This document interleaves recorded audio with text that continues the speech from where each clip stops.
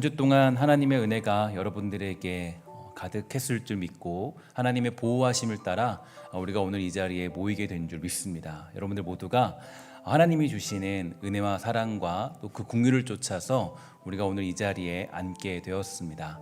하나님께서 여러분들과 저를 위해 십자가 지셨고 고난당하셨고 또 그 길을 온 정성과 온 힘을 다해 바로 이루어내셨습니다. 우리들도 마찬가지입니다. 우리들도 주님 사랑하고 섬길 때 주님이 그러셨던 것처럼 우리도 열심을 다해 힘을 다해 부지런히 주님이 그러셨던 것처럼 바로 주님 사랑하는 게 바로 우리가 살아가야 될 길이라는 거죠.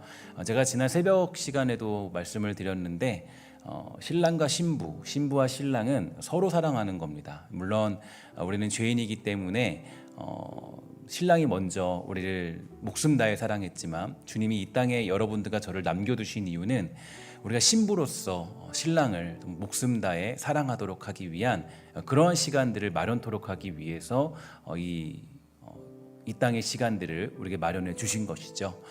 우리가 그래서 정말 주님 사랑할 때는 목숨 다해 사랑하는 것이고 또 환난과 핍박과 고난과 궁핍이 찾아오는 이유는 바로 그러한 중에도 주님 사랑하라고 우리에게 그런 고난과 어려움들도 닥쳐오는 것입니다.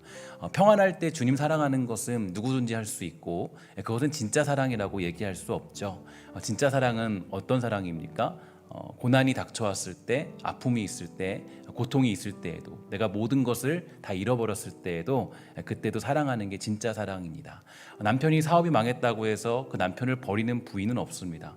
남편의 사업이 망해도 정말 부인은 그 남편을 정말로 극진히 사랑하는 게 부인의 정말 사랑하는 모습이죠. 그게 우리가 이 땅에서 바로 살아가는 주님 사랑하는 방법입니다. 그래서 저는 여러분들이 이 코로나 시대 가운데 신부로서 준비되는 그런 시간이라는 것을 잊지 마시고 때로는 어려움이 닥쳐오고 환난이 있고 궁핍이 있다 할지라도 우리 게으르지 않고 부지런히 주님 더욱더 사랑할 줄 아는 복된 성도의 삶이 여러분들에게 있게 되기를 주의 이름으로 간절히 축원합니다. 우리 모두는 온전한 예배 드리기를 원해서 오늘 이 자리에 모이게 되었죠. 특히 주일 예배를 통하여서 이 주인 되신 하나님이 기뻐 영광 받기를 원하기 때문에 이 자리에 모였고 그것을 위해 기도하며 함께하게 되었습니다. 그러면 주님께서 기뻐하지 않는 예배, 합당치 않은 예배는 어떤 것일까요? 저명한 복음주의 신학자 존 메가더 목사님에 의하면 합당치 않은 예배를 4가지로 분류하고 있는데요. 첫째는 거짓 신들에 관한 예배입니다. 하나님은 다른 이에게 예배하는 것을 결코 용납하지 않으시죠.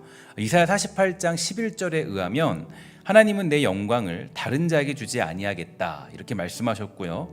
또한 출애굽기 34장 14절은 너는 다른 신에게 절하지 말라 여호와는 질투라 이름하는 질투의 하나님이시다 이렇게 우리에게 선언하고 있습니다. 하지만 세상의 많은 사람들은 이러한 거짓 신들을 숭배하죠. 이러한 성향은 모든 인간에게 나타나는 특징들입니다. 인간은 누구나 숭배하는 것이 있습니다. 이 숭배의 욕구는 하나님이 우리의 마음속에 설계해 넣으신 기본적인 욕구 중에 하나이기 때문인데요. 신이 없다고 말하는 무신론자 역시 결국은 자기 자신을 숭배하는 사람들의 모습들입니다. 이처럼 이 세상의 모든 사람들은 무언가를 섬기며 무언가에게 예배하며 살아가는 그런 특징들을 가지고 있죠. 하지만 하나님은 이런 식으로 자신을 예배하는 것을 절대 원치 않으십니다. 그리고 그러한 예배를 받지도 않으시는 분이죠. 또한 합당치 않은 예배 두 번째는요, 잘못된 형식으로 하나님을 예배하는 것입니다. 출애굽기 32장 7절부터 9절을 보면 이스라엘 백성들이 금송아지를 만들어 예배했을 때 하나님의 반응을 다음과 같이 기록하고 있는데요. 여호와께서 모세에게 이르시되 너는 내려가라 내가 애굽 땅에서 인도하여 낸 내 백성이 부패하였도다. 그들이 내가 그들에게 명령한 길을 속히 떠나 자기를 위하여 송아지를 부어 만들고 그것을 예배하며 그것에게 제물을 드리며 말하기를 이스라엘아 이는 너희를 애굽 땅에서 인도하여 낸 너희 신이라 하였도다. 여호와께서도 모세에게 이르시되 내가 이 백성을 보니 목이 뻣뻣한 백성이로다. 이렇게 하나님은 말씀하셨습니다. 즉 지금 이스라엘 백성들은 분명히 자기들이 참되신 하나님을 예배하고 있다 이런 생각을 하면서 나름대로 금송아지를 만들게 된 거죠. 그래서 하나님을 예배하려고 했지만 그 하나님을 하나의 형상으로 축소해버리는 그러한 오류를 범하게 된 겁니다. 이런 것을 볼 때 하나님은 어떠한 형상으로도 표현될 수 없다라는 것을 우린 기억할 필요가 있는데요. 그분은 만질 수 있거나 볼 수 있는 형태로 나타난 적이 없습니다. 왜냐하면 하나님은 그러한 형상 따위로 자신이 축소되는 것을 원치 않기 때문이죠. 그래서 사실 개혁교회에서는 십자가의 형상도 사용하지 않는 게 개혁교회의 특징입니다. 그래서 칼빈의 기독교 강요 11장을 보면요, 이런 말을 하죠. 하나님께 눈에 보이는 형상을 부여하는 것은 불경스러운 행위이고 우상을 세우는 것은 참되신 하나님을 배반하는 행위다. 이렇게 우리에게 가르쳐주고 있습니다. 그래서 이 16세기 그 종교개혁 때부터는 사실 교회에 있는, 성당에 있는 이 모든 십자가를 다 떼고 그냥 하나님만 예배하는 그러한 교회로 우리가 개혁되는 교회로 거듭나게 되었습니다. 또한 합당치 않은 예배 세 번째는 자신의 방식대로 참되신 하나님을 예배하려고 하는 건데요. 이 사무엘 하에 보면 우사가 등장을 하죠. 그는 고앗 자손으로서 역할은 이 언약궤로 옮기는 것이었습니다. 그들이 배운 기본 원칙 중에 하나가 절대로 그 궤에 손을 대지 않는 것이었죠. 근데 그 언약궤는 이 고리에 채를 끼워서 운반해야 했고, 이 고앗 자손들은 정확한 규례에 따라서 언약궤를 어깨에 메고 운반해야 됐습니다. 이것은 하나님이 정해주신 방법이었고, 이 방법은 반드시 그들이 지켜야 될 모습이 되었는데, 우사가 하나님이 정해주신 방법을 따르지 않고 언약궤를 새로운 수레로 옮겨서 그렇게 하려고 했죠. 나름대로 그는 정성을 다 쏟았어요. 나름대로 뭔가 좋은 방법으로 하려고 했습니다. 새로운 수레로 옮기려 했지만 하나님이 명하신 방법을 따르지 않았고, 결국 그는 이 수레가 흔들려 떨어지는 것을 잡으려다가 죽고 말았습니다. 그러니까 이것이 하나님은 우리에게 뭘 얘기해 주냐면 이 자신의 방식대로 참되신 하나님을 예배해야 한다는 것을 우리에게 가르쳐 주고 있는 거예요. 그러니까 우리가 예배할 때도 그냥 예배하는 게 아니라 우리가 형식이 있고 또 여러 가지 예배 모범이 있고 그 많은 것들이 있는 이유는 우리가 하나님을 온전히 예배하기 원하시는 하나님의 뜻이 있기 때문입니다. 또한 합당치 않은 예배 네 번째는 이 올바른 방식으로 참되신 하나님을 예배하나 잘못된 태도로 예배하는 모습인데요. 이게 우리에게 가장 아마 첨예하게 부딪히는 걸 거예요. 그러니까 이 모든 거짓신과 참되신 하나님의 모든 형상과 이 자신이 만들어낸 예배 방식을 없앤다 할지라도 이 마음의 태도가 올바르지 않는다면 여전히 우리의 예배는 받아들여질 수 없다라는 거예요. 그러니까 우리가 뭐 여러 가지 것들을 다 규정을 삼고 뭐 규율을 삼고 모든 걸 다 한다 할지라도 우리가 그 마음을 다하지 않는다면, 마음을 다 드리지 않는다면 하나님이 그 예배를 받지 않으신다. 이렇게 우리에게 설명해 주고 있습니다. 당연히 이 자리에 모인 우리들은 지금 거짓신이나 뭐 하나님을 뭐 형상해서 뭐 금송아지를 섬기거나 뭐 그러진 않죠. 그러니까 우리가 이 십자가라는 것도 허용하고 있는 것은 십자가를 우리가 섬기는 것이 아니라 십자가는 우리가 상징적으로 가지고 있는 것이기 때문에 십자가를 교회에다가 달아놓은 이유도 거기에 있는 겁니다. 그러니까 그러나 우리가 한 가지 생각해 볼 필요가 있죠. 뭐냐면 과연 지금 나는 올바른 태도를 가지고 주님을 예배하고 있는가? 그러니까 만군의 주 여호와 하나님 앞에 내가 하나님을 정말 하나님으로 대하고 하나님으로 기억하고 하나님으로 모시고 예배하고 있는가? 이게 우리의 굉장히 중요한 모습입니다. 그 질문을 해봐야 되는데 만약에 내가 이 바른 예배 태도로 예배드리지 않는다면 그 예배는 하나님께 받아들여질 수 없다라는 거예요. 우리는 지금 온 마음으로 예배를 드리고 있습니까? 한번 점검해 보십시오. 여러분들에게 질문해 보세요. 나는 지금 정말 온 마음으로 하나님을 예배하고 있는가? 우리가 가진 것 중에 가장 좋은 것으로 드리고 있고 또 우리 마음 안에 하나님을 향한 경외심과 존경심으로 가득 채운 채 지금 내가 이 자리에 앉아 있는가? 여기에 대한 질문을 던져봐야 될 그런 시간입니다. 저와 여러분들이 예배하는 이 시간이 하나님이 기뻐 받으시는 예배가 되어서 이 진정한 기쁨과 능력이 있게 되기를 주의 이름으로 간절히 소망합니다. 요즘 한국 교회가 위기라 그러죠. 많은 위기가 있어요. 이런저런 위기가 있어요. 이 코로나 때문인가 하니까 아니래요. 왜 위기냐? 사람들이 얘기합니다. 다른 이유래요.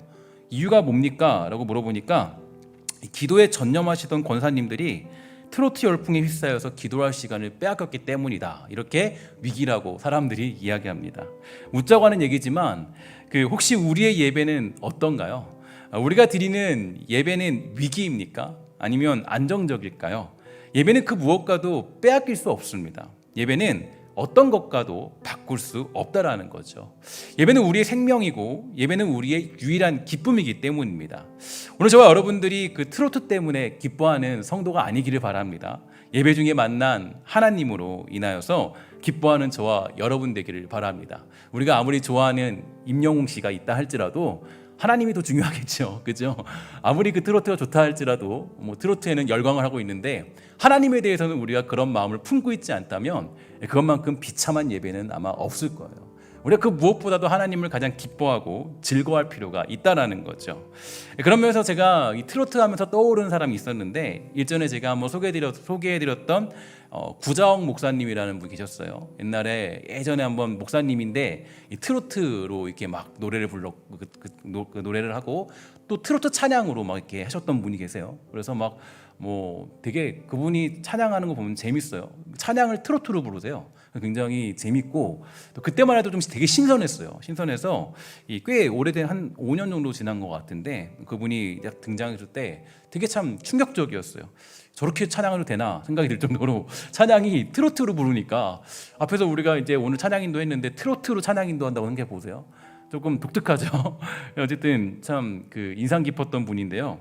이 구자옥 목사님이 제가 그분이 그냥 트로트만 불러서 신앙은 별로겠지 뭐 그런 생각했는데 신앙이 굉장히 깊더라고요. 깊고 신학도 굉장히 깊게 이 신앙을 설명하는 것을 제가 보고 깜짝 놀랐어요. 예전에 한번 소개해드렸던 적이 있는데 그분이 점점 교회에 소망이 없어지는 이유 6가지에 대해서 설명해 주셨습니다. 한번 트로트에 감동받지 마시고 다음의 메시지를 통해서 회개와 은혜를 누리게 되기를 바랍니다. 잘 보세요.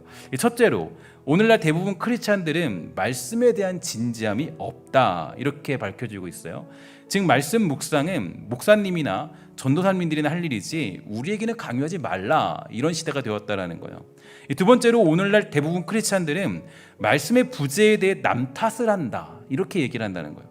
전적으로 사역자들 책임이다 이렇게 얘기하는 거죠. 그러면서도 막상 말씀 연구나 묵상을 위해 모이자 하면 별로 관심이 없어요. 근데 여러 가지 재미있는 행사나 일들을 위해서 모이자 하면 즐겁게 모이지만 정작 말씀 연구를 위해 모이자고 하면 안색부터 변한다 이렇게 평가해주고 있습니다. 세 번째로 오늘날 대부분 크리스찬들은 말씀을 편식하고 있고 네 번째로 말씀을 묵상하는 것은 고사하고 참 바쁘고 존귀한 시간을 내서 교회에 나와 준 것에 대해도 감사하게 생각해 주기를 바라고 있다 이렇게 얘기하고 있고 다섯 번째는 이 크리스찬들은 다들 말씀보다 똑똑하다 이렇게 얘기하고 있고요. 마지막으로 오늘날 대부분 크리스찬들은 말씀을 살아내려고 하고 있지 않다 이렇게 평가하고 있어요. 제가 사실 그때 이 구자옥 목사님이 굉장히 충격적으로 다가왔는데 이 글을 보고 더 충격적으로 다가왔어요. 야 정말 대단하시구나. 이 트로트만 불러서 저렇게 노래를 부르고 찬양을 하나 막 그랬는데 근데 제가 한번 말씀을 듣고 그 메시지를 봤는데요. 메시지가 하나도 틀린 게 없어요. 아주 깊은 그런 묵상 메시지가 나타나고 있어요. 그러니까 사실 요즘 시대의 가장 큰 문제가 어디 있냐면 신앙의 가장 큰 문제는 묵상이 없다라는 거예요. 그러니까 삶에 대한 사실 진지함이 사라져가고 있고 또 그거와 더불어서 이 하나님에 대한 묵상이 사라져가고 있어요. 그러니까 예배에 대한 묵상이 사라져가고 있죠. 그러니까 예배를 드리고는 가는데 예배를 통한 묵상, 삶의 성찰, 진지성이 사라져가고 있는 그런 시대예요. 사실 여러분 신앙이라는 건요 그냥 진지하게 하나님께 나아가야 돼요. 그래서 이 제임스 패커라는 목사님은 하나님께 진지하라라는 그런 책을 쓸 정도로 이 진지하는 그런 진지하게 주님을 대하는 모습, 묵상하는 모습이 있어야 돼요. 그러니까 예배가 끝나면 그냥 신났다, 와 끝났다 이게 아니라 내가 마음속에 뭐가 있어야 돼요. 깊은 묵상, 도전, 깨달음, 삶의 결단 이런 것들이 있어야 되는 거예요. 그러니까 내가 이제 이렇게 살아야지, 내가 내일부터 이렇게 살아야지 결단하고 도전하는 그런 시간들이 예배를 통해서 나타나야 되는 거예요. 하나님을 만나면 묵상해야 돼요. 야 하나님이 나에게 왜 나를 만나고 불러주셨을까? 왜 내가 이 찬양을 부르게 하시고 왜 나에게 이런 말씀을 정말 대하게 하셨을까? 이 마틴 루터는 신앙의 가장 중요한 것 중에서 이 묵상을 권유하면서 구체적인 방법 4가지를 소개해 줬어요. 첫째는 명령을 하나하나 깊이 생각하면서 그 말씀을 주신 참뜻이 무엇인지 살펴 하나님이 무엇을 요구하는가에 대하여 진지하게 고찰해 보라는 거예요. 두 번째는 그 깨달음을 감사로 바꾸고, 세 번째는 고백으로, 네 번째는 기도로 연결시키는 겁니다. 그러니까 여러분 잘 보세요. 묵상이 있는 사람은 그 마지막 결론이 어디로 가요? 기도로 가게 돼 있어요. 그러니까 우리가 하나님을 예배하고 진짜 묵상하는 사람들의 특징은 기도가 그 안에 활활 타오르게 되어 있습니다. 왜냐? 하나님의 말씀을 따르기 때문에, 따르고자 하는 열정이 있기 때문에. 이게 여러분 되게 중요한 얘기죠. 그러니까 말씀에 묵상이 있다. 그러면 이 묵상이 있는 교회의 특징은 기도와 함께 그것이 아주 강렬하게 나타난다는 거예요. 저는 예배에도 묵상이 너무 필요하다고 생각해요. 예배는 한편의 영화를 보고 하는 것이 아닙니다. 예배는 그렇다고 뭐 교장 선생님의 훈화 말씀을 듣고 가는 것도 아니죠. 예배는 어떤 것이에요? 예배는 창조주 하나님께 온 맘 다해 영광 드리고 그 자리에서 그분을 대면하는 자리가 바로 우리의 예배 아니겠어요? 그런데 우리가 그 놀라운 자리를 아무 의미 없이 박차고 떠나버린다면 얼마나 큰 손해이고 결례이겠습니까? 오늘 우리가 드리는 이 예배를 통하여서 예배자로서 진정한 기쁨이 회복되어 이러한 시대에도 더욱 굳건한 믿음의 종들이 다 되기를 주의 이름으로 간절히 소망합니다.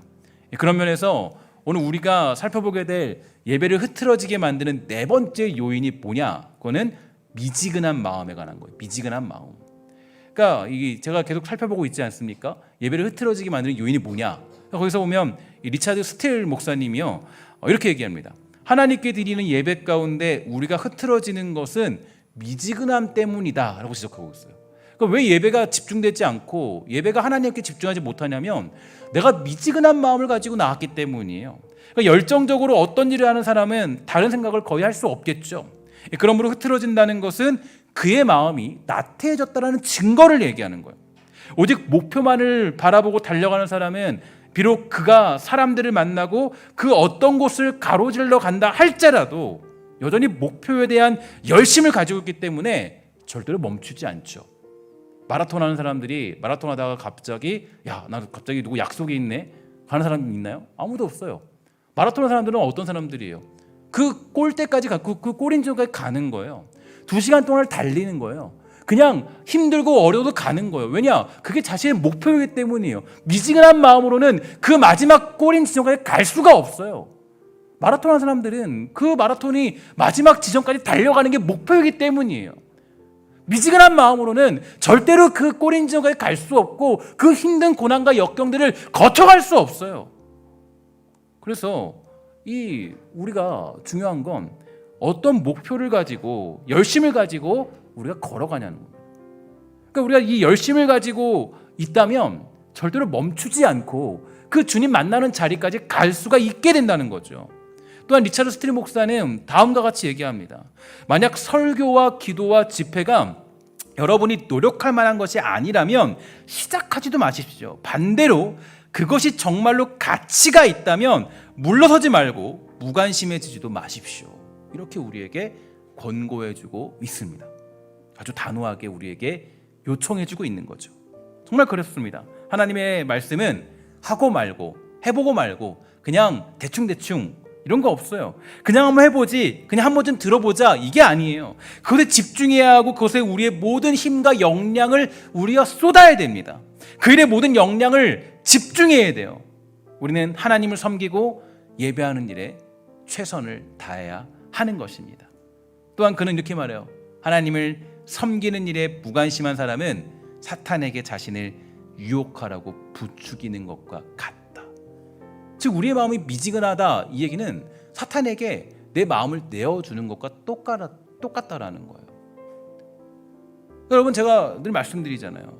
하나님을 섬길 때는 언제나 우리가 열정과 힘을 다해 주님을 섬겨야 돼요. 오늘 본문 말씀 로마서 12장 11절 우리 다시 한번 함께 우리 읽도록 하겠습니다. 시작. 부지런하여 게으르지 말고 열심을 품고 주를 섬기라. 아멘. 이거예요, 이거. 우리가 주님을 섬긴다라는 건 예배한다라는 건 한번 그냥 왔다 갔다 하는 게 아니라 부지런하여 게으르지 말고 열심을 품고 주를 섬기는 겁니다. 그게 우리의 예배 가운데 나타나야 되는 거예요. 예배 가운데. 하나님을 섬길 때 힘을 다하여 최선을 다하여 마음과 정성을 다하여 주님을 섬겨야 됩니다. 저는 것으로 병든 것으로 눈먼 것으로 주님 섬기는 게 아니죠. 최선을 다하여 주님 섬기는 거예요. 그래서 제가 늘 말씀드린 것이 있지 않습니까? 여러분, 우리가 한 주를 설계할 때요, 이 설계할 때 여러분 중심이 어디 있어요? 그 중심이 여러분들의 어떤 약속, 사업, 이게 중심일 수 있어요. 그러나 그리스도인들은 그렇지 않아요. 그리스도인들의 가장 큰 중심은 주일입니다. 우리는 주일 예배를 향해 달려가는 거예요. 우리의 시작과 끝은 주일이에요. 이 주일은 시작인과 동시에 또 마지막을 정리하는 그런 시간으로 삼아야 돼요. 이 주일은 우리가 가장 중요하게 여겨야 되는 거예요. 그래서 일이 중심이 아니에요.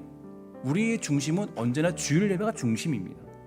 그리고 주중에 드려지는 예배가 우리의 중심이에요. 그것이 부지런하여 열심으로 주님을 섬기는 사람들의 자세입니다. 또한 이 리차드 스틸 목사님은 이렇게 권고해요. 이 말에 여러분 한번 집중해 보십시오. 예배 중에 드려지는 기도와 설교를 여러분의 마지막 기도와 설교인 것처럼 여기십시오. 실제로 지금 이 순간은 여러분이 다시는 경험할 수 없는 마지막 순간입니다. 이렇게 우리에게 말해주고 있어요. 예배는 언제나 드리는 것이 아니라 지금이 마지막인 것처럼 드려야 되는 거죠. 오늘 내가 드리는 찬송이 마지막인 것처럼, 오늘 내가 드리는 기도가 마지막인 것처럼, 오늘 들리는 주님의 음성이 마지막 음성인 것처럼 우리는 주님을 예배해야 됩니다. 그것이 우리의 미지근한 마음을 경계하고 부서뜨리는 방법이 되는 거죠. 제가 지난 1년 동안 돌아보면서 가장 기억에 남는 예배가 있다면요, 언제였느냐, 이 코로나 시대가 막 시작되면서 드렸던 저녁 예배였습니다. 그때가 아주 생생히 기억나요. 그러니까 저녁 예배 때 이제 시작되면서 그때 예배를 아예 못 드렸잖아요. 갑자기 못 드리니까 당황스러웠어요. 아니, 저녁 예배를 드려야 되고 그때 송출은 해야 되고, 뭐 송출이란 것도 그때는 되게 생소했고, 그때 뭐 예배를 갑자기 한다는 건 어려웠고, 예배 어떻게 하지? 성도들과 같이 예배되는데 예배할 수가 없는데 우리 사역자들끼리라도 예배해야겠지. 그래서 사역자들끼리 예배하기로 했어요. 예배를 하려니까 뭐 여기서 갑자기 예배한 것도 그때는 또 어려웠잖아요. 그래서 그때는 여러분도 이제 기억나시면 이제 유튜브 좀 돌려보면 작년 3월쯤 저녁 예배 한번 3월 첫째 주, 둘째 주 보세요. 저녁 예배 찾아보세요. 그때 마스크 딱 끼고 그때 이제 한 5명, 6명에서 뭐 이제 사역자들 그리고 저희 아내 딱 이만큼 해가지고 제 방에서 함께 찬송 부르며 예배했어요. 근데 그때 그 예배를 드리는데 얼마나 울었는지 몰라요. 매번 마스크를 끼고 찬송을 부르는데요, 야, 이게 뭐 그냥 부르는 순간순간마다 그냥 다 눈물이에요. 그냥 계속. 왠지 아세요? 이유가 있었어요. 마치 마지막 예배 같았거든요. 마치 그 예배가 마지막 같았어요. 마치 그 예배가 그때가 끝인 것 같았어요. 그러니까 그 예배가 저에게 너무 큰 은혜가 되더라고요. 찬송가 하나를 불러도 그 가사 하나하나가 정말 눈물이 터지고 그 마스크 사이로 눈물이 흠뻑 젖지 않은 날이 없었습니다. 이유가 있었어요. 그날이 마지막 예배를 드리는 것 같은 그런 마음이었어요. 그러니까 저 여러분들이 오늘 이 순간에 감격적인 예배를 드리지 못하는 이유는 그럼 어디 있다고 생각하십니까? 교회 환경 때문일까요? 뭐 앞에 섰던 찬양팀 때문이었습니까? 아니면 앞에 있는 설교자 때문일까요? 물론 이것들이 여러분들에게 어떤 영향력을 끼칠 수는 있을 것 같아요. 하지만 사실 제가 그것들을 보면서 느낀 것은, 가장 큰 문제는 바로 나 자신에게 있는 거죠. 내가 이 시간을 정말 사모하고, 이 시간을 정말 내가 간절히 원했고, 이 시간에 깊은 묵상이 있고 하나님을 향한 어떤 마지막에 대한 심경이 있다면, 이 시간에 내가 하나님의 주시는 그 말씀을 통해 은혜를 누릴 수가 있게 되는 것입니다. 그래서 예배의 가장 큰 원인, 문제, 그것은 바로 나에게 있는 거예요. 나의 삐뚤어진 마음들, 나의 삐뚤어진 생각들, 나의 생각이 하나님을 바라보지 못하고 다른 것들에 집중하는 모습들. 그러면 그게 우리의 예배를 방해하는 미지근한 마음과 똑같은 것입니다. 하나님께 집중하는 사람들이 어떻게 우리가 예배 시간에 하나님을 쫓아가지 않을 수 있겠어요? 이 북한 지하 교인의 기도 제목이 있어요. 첫째, 성경책을 한 권 갖고 싶다. 일전에 북한에 억류되었던 이면수 목사님의 소원도 이것이었더라고요. 성경 한 권 갖고 싶다. 둘째, 세례 받고 싶다. 셋째, 성찬에 참여하고 싶다. 넷째, 모아놓은 11조를 드릴 교회가 세워지길 원한다. 이게 네 가지 기도 제목이래요. 이런 사람들은 아무리 지하에 숨어서 예배를 드려도 막 설교가 뭐 제대로 되어 있겠어요? 아니면 뭐 예배팀이 있겠어요? 찬양팀이 있겠어요? 뭐가 있겠어요? 아무것도 없겠죠. 심지어는 성경책도 없어요. 외워있는 그 머릿속에 있는 말씀들, 여기서 드문드문 들었던 말씀들, 외웠던 말씀들, 야 오늘은 너가 마태복음 1장을 외워서 너가 얘기해. 그 외웠던 말씀들, 그 말씀으로 함께 나누는 모습들. 그러니까 이런 사람들은 아무리 지하에서 숨어 예배를 드려도요, 매일매일이 은혜가 되는 거예요. 그럼 생각해 볼게요. 우리는 너무 환경에 예민하지 않아요? 야 오늘 뭐 와보니까 주보가 틀렸네. 오늘 목사님이 뭐 머리 스타일이 좀 별론데, 아니면 들어오는데 안내하는 분이 뭐 반갑게 맞아주질 않았네. 그것이 우리의 예배의 은혜를 결정짓는 게 아니에요. 그게 우리의 예배를 어떤 뭐 만들어내는 것이 아니에요. 사실 예배의 은혜를 누리지 못하는 이유는 우리의 미지근한 마음 때문이에요. 우리가 정말 목표를 분명히 한다면 그 어떤 상황과 환경들도 우리를 꺾지 못해요.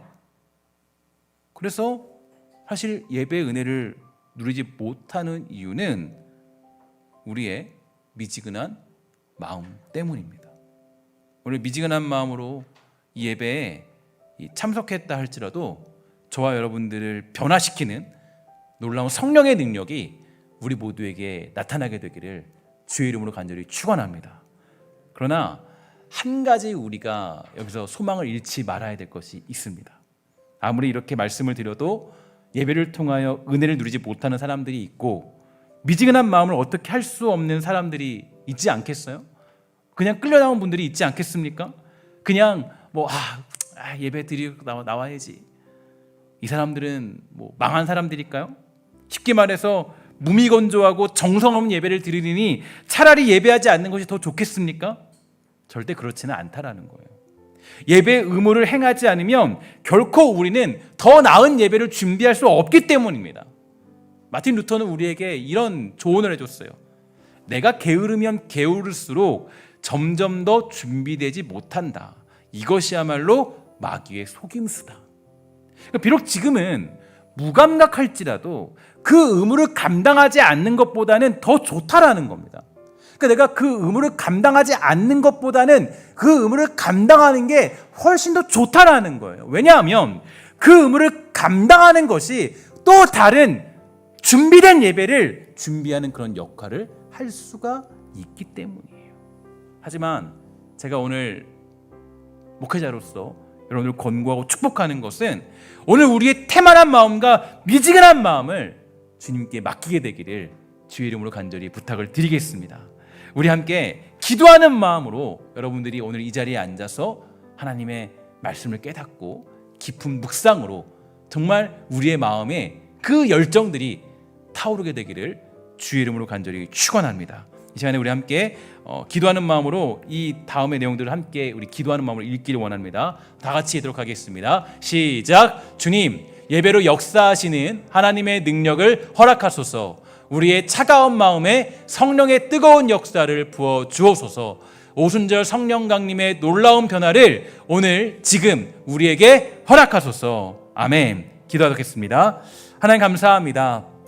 우리 모두가 정말 주님께서 주시는 그 놀라운 성령의 능력들을 받기를 소망합니다. 혹여라도 미지근한 마음으로 우리가 오늘 이 자리에 나왔다 할지라도 정말 우리의 마음을 뜨겁게 변화시켜 주시고 성령의 놀라운 역사가 우리의 마음의 변화를 가져오도록 허락하여 주시옵소서. 모든 말씀 예수님의 이름으로 간절히 기도합니다. 아멘.